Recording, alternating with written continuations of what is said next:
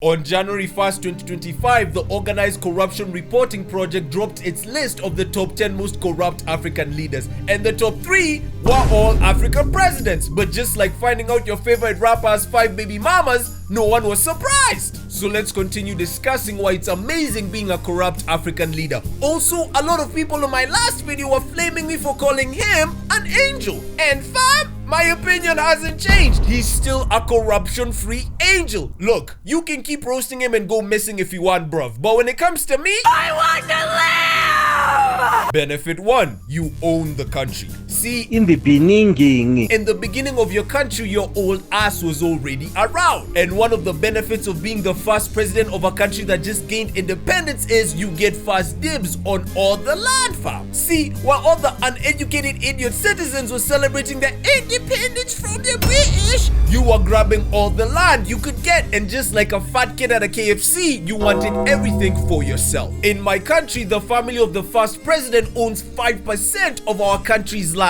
Now, that may not seem like much, but unlike my peepee, it's massive. That's 600,000 acres or 1,000 square miles, and that's just the first president's family. I haven't talked about the second or the third presidents or their families. Fam, I'm out here paying rent for a tiny cubicle while these man them own land the size of 3 New Yorks? Why, Lord, why? But land's not the only thing you grab. See, the West started feeling guilty about what they did to Africa. You know, colonizing us, forcing us to fight in their wars, stealing all our resources, and marking us like flies. So since they feel guilty and sorry, they'll send you money in form of aid. So since all this juicy foreign aid has to flow through you to get to the people, it's your job, no, your duty to make sure it gets to those in need, like the sick, or to building schools so underprivileged boys and girls can learn. But fam, ain't nobody got time for that. The money's supposed to go to Africans in need, right? Well, my African son needs a new Ferrari.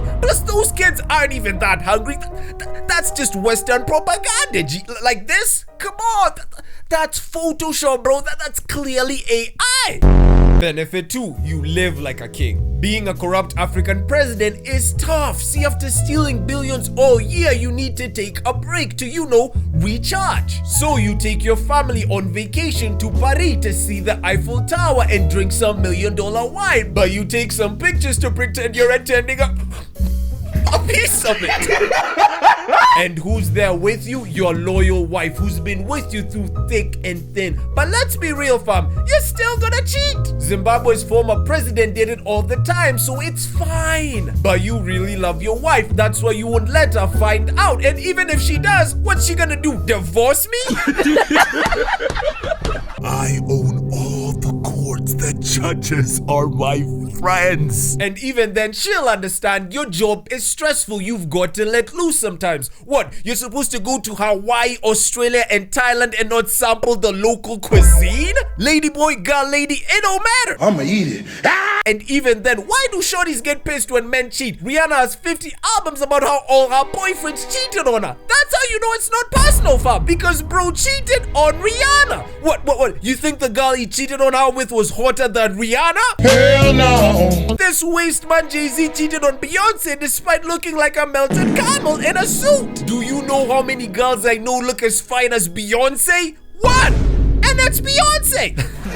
Nah, but I'm just playing. Guys, if you've got a girl, don't cheat in front of her. Benefit 3, the media are your friends. See, the news can't roast you like Americans roast their presidents. This ain't CNN, fam. The thing is, Trump is soft on them. He lets them roast him and even exercise their freedom of speech. But African news is a lot of things. Funny, depressing, but the most important part is that it's a business. And like all businesses, it will always prioritize making money. So if you mess up, just slide them a couple mil and they'll look the other way, fam. Plus, most of the CEOs of these media companies think TikTok is the sound their watches make. They're old. So since you're both ancient dinosaurs, you're gonna have a lot in common. You both didn't wear shoes until you were 15. You both think the younger generation is lazy, and you both think that feminism is a skin disease. So I work at a production house, right? We do adverts, documentaries, press releases, but it sucks, fam. I work 18-hour days and still get paid pennies, bro. So please subscribe and donate or support me on Patreon for exclusive content so I can leave this hellhole, fam. At the same place, however, we also run a very popular online news business. Now, I'm on the camera side of things, hanging out with the journalism crew and hearing them talk about these things called campaigns. So I went, what do you mean by that? And one of my co-workers tells me it's when a very powerful politician donates some money to the company to exaggerate their achievements and erase their mistakes. So immediately I go, sign me up, G! What? Sure, it's wrong and unethical, but someone's gonna make that money anyway. It might as well be me, fam.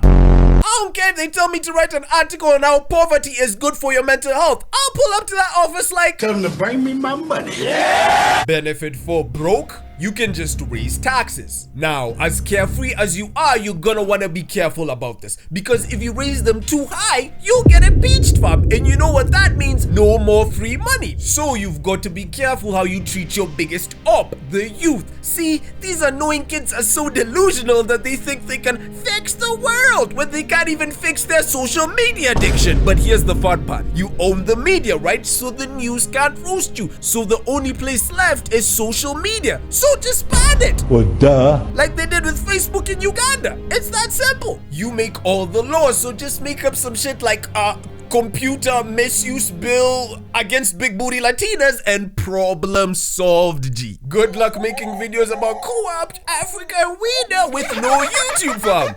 Wait, I'm on YouTube.